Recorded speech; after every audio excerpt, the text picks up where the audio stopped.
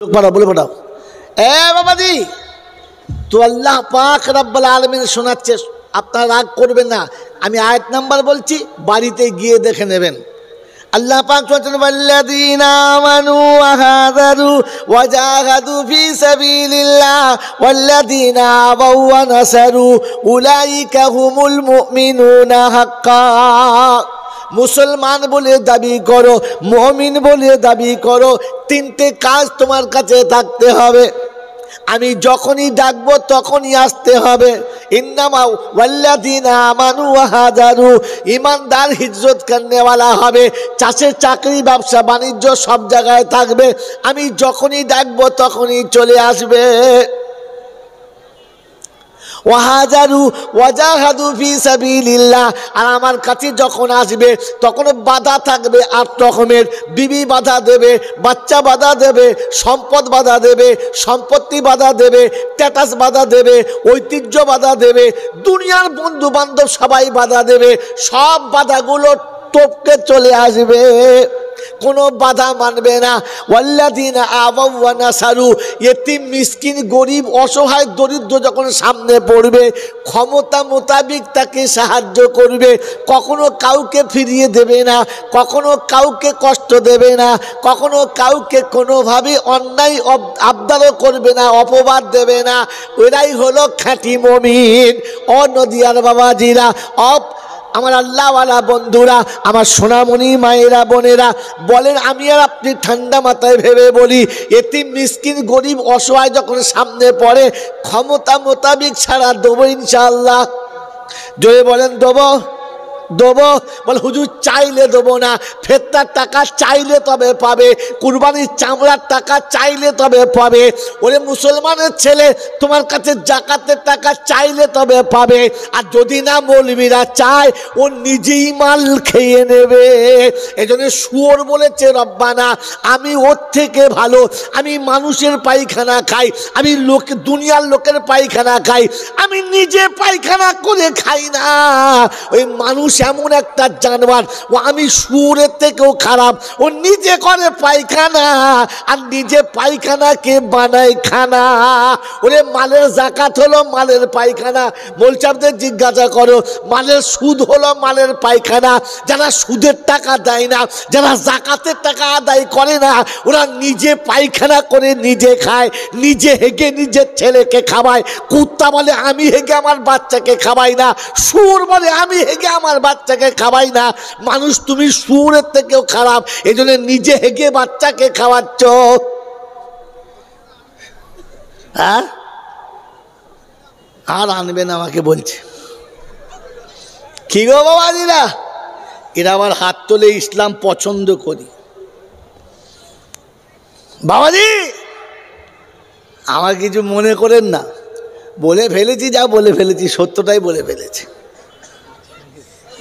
এর পরও ঝামেলা এ তো শুধু মুসলমান বললাম খাঁটি বেঈমান চেনেন খাঁটি মোলচা বলছে খাঁটি আবার বেঈমান বেঈমান আবার খাঁটি হয় খাঁটি কোরআন বলেছে আমি যেটা হেসে বলছি মজাক করছি ওইটা আমি বিনা দলিলে বার করি নাই আল্লাহ পাক শুনিয়ে দিয়েছে ইন্নাল্লাযীনা দেখুন আছে কিনা ইন্নাল্লাযীনা ইয়াকফুরুনা বিল্লাহি ওয়া রাসূলিহি ওয়া ইউরিদুনা আন ইউফাররিকু বাইনাল্লাহি ওয়া রাসূলিহি ওয়া ইয়াকুলুনা শব্দ মিলিলেন وَيَقُولُونَ نُؤْمِنُ بِبَعْضٍ وَنَكْفُرُ بِبَعْضٍ وَيُرِيدُونَ أَن يَتَّخِذُوا بَيْنَ ذَلِكَ سَبِيلًا أُولَئِكَ هُمُ الْكَافِرُونَ حَقًّا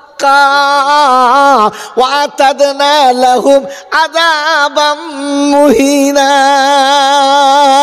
ছয় পারা শুরুতে है ना सूरा माइदार 155 किंबा 50 नम्बर आयते अल्लाह पाक सुनिए दिए इन्नाल्लाযীনা ইয়াকফুরুনা বিল্লাহি ওয়া রাসূলিহি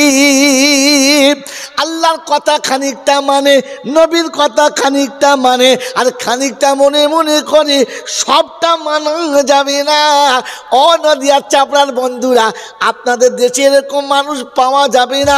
আমাদের দেশে আছে, বলে বাবা আমরা মুসলমানের ছেলে, নবী যা বলেছে ঠিক বলেছে, আল্লাহ যা বলেছে ঠিক বলেছে, তবে এখন যা পড়েছে যুগ জামানা, সবটা মেনে নেওয়া যাবে।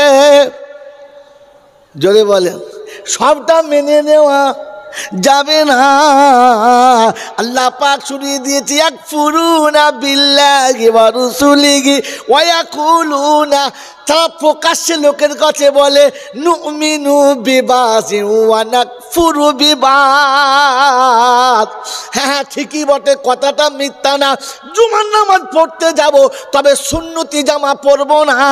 আর সুন্নতি জামা পরে গলি দিয়ে গেলে সবাই বুঝতে পারবে মোচো মানের ছানা, এ মালটা আমাদের মাল না। তাহলে ওলট হলো করা, বুঝেন? সম্পার ভাবি হলো আমার ভাবি, এরকম জামা দেখলে কি আর কোনোদিন করবে দাবি? কি জি জীবনে শুনেছেন কোনোদিন, জীবনে শুনেছেন কোনোদিন যে পুলিশ কোনোদিন থানাতে গেছে শর্ট প্যান্ট পরে গেছে? মাস্টার কোনোদিন স্কুলে গেছে জাঙ্গিয়া পরে? শুনেছেন? ওই ব্রাহ্মণ কোনোদিন পুজো করতে গেছে পৈতে ছাড়া? আর সন্ন্যাসী কোনোদিন রাস্তায় বেরোচ্ছে তেলক ছাড়া? মুসলমান তুমি কেমন এড়ে গরু ছাড়া, যে আজও তোমার পাঞ্জাবি তোমার গায়েতে চাপলো না, আজও মাথায় টুপি দিতে পারো না, আজও হাতে তসবি নিয়ে পথ চলতে পারো না। তোমার লজ্জা করে মনে হয় আমাকে চিনে ফেলবে, আমি মুসলমানের ছানা, তাই হিজড়ে গিরে দেখাচ্ছ, প্রকাশ করতে পারছো না। হ্যাঁ, আল্লাহ পাক রব্বুল আলামিন শোনাচ্ছে আর আপনাকে আমাকে বোঝাচ্ছে। ওয়ায়াকুলুনা নুমিনু বিবাযি ওয়া নাকফুরু বিবাদ। হ্যাঁ গো, খানিকটা তো মানি রে বাবা, সবটা না মানলে খানিকটা তো মানি। হ্যাঁ না? ওয়ায়ুরিদুনা ইয়াত্তাখিযু বাইনা যালিকা সাবিলা। আর তারা এরকম মনে মনে করে মাঝামাঝি একটা পথে এমন চলছি যে কেউ আমাকে ফেলতে পারবে না, মোলছাবও ফেলতে পারবে না, আর পাড়ার লোকেরাও ফেলতে পারবে না, আমি সবার দলে আছি। হ্যাঁ না? জোরে বলেন। Those who want to please everybody can please nobody. যারা সবাইকে খুশি করতে চায় তারা কাউকে খুশি করতে পারে না। এই জন্য মেরে মোহতম দোস্ত কোরআন শোনাচ্ছে, যারা বলে এতেও আছি আর ওতেও আছি, উলাইকা হুমুল কাফিরুনা হাক্কা, এরা হলো খাঁটি বেঈমান। এই বেঈমানটার কারণে এই মুসলমানরা কিছু বলতে গেলে বলে কেন আব্দুল করিম মুসলমান না, প্যান্ট পরে বসে আছো মুসলমান না, ও দাঁড়িয়ে মুতে অর্ধেক প্যান্ট ভিজিয়েছে তো কি হয়েছে, ওটা মুসলমান না? তখন একে চুপ করতে হয়, কিছু বলতেই পারে না। গোটা জিন্দগি দাড়ি চেঁচে মনের জন্য বড় ভাবে যাচ্ছে, কি বলেন জি? কিন্তু ইমাম সাহেব ভয়ে বলতেই পারে না। আর ওটাই হাত দেখিয়ে দেখিয়ে বলে অন্য জাতির মানুষরা, কেন ওটা মুসলমান না? ওই যে মোল্লা কলিমুল্লাহ আমাদের দলে মুসলমান না, গোটা জীবন নামাজ পড়েন তো কি হয়েছে? গোটা জীবন বউ নাই নাই, সারা দুনিয়ার মেয়েকে বউ বানিয়ে নিয়েছে, তো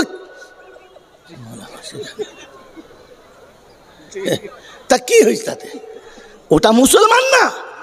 ওই ভেড়াটার কারণে কোনো মুসলমান তার সত্য কথা বলতেই পারে না। হ্যাঁ না বলেন না? তা ইমাম সাহেবরা তো বলতেই পারবে না, কারণ বললেই বিপদ।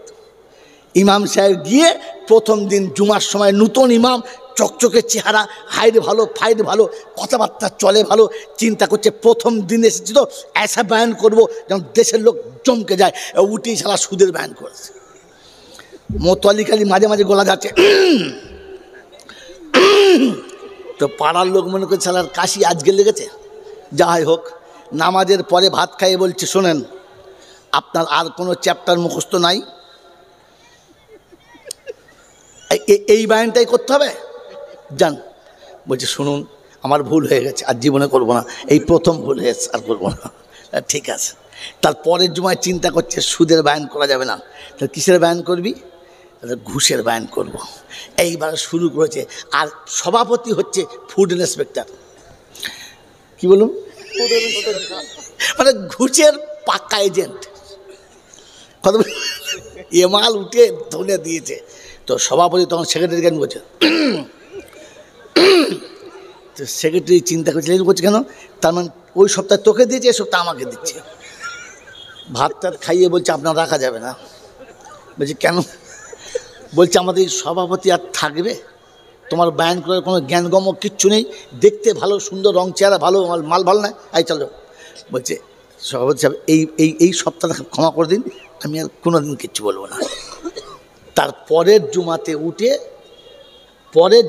উঠে বায়ান করছে, তোমরা যে যা করবে করো, চাকরি জন কেড়ো না, এই গ্রামেই কাফন পরবো গ্রাম ছেড়ে। তোমরা ইমাম সাহেবের কাছে সত্য থাকার পরেও বলতেই পারে না বেচারা।